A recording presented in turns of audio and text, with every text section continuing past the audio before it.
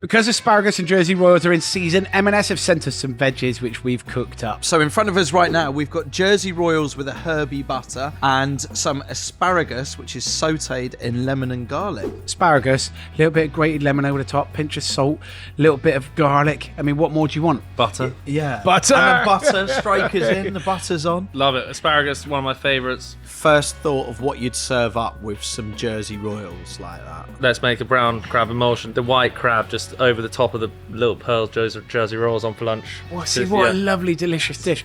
Yeah. Simple, amazing, seasonal produce. But that's all you need. I mean, this is beautiful like this, but this is great for barbecues. Right? Yeah. And I saw you actually talking about this on the One Show not too long ago, and I thought he's borrowed that from me, that line, that I believe barbecuing is an all year round kind of thing. I thought of you in the cold and wet in winter, barbecuing out of season asparagus. Yeah!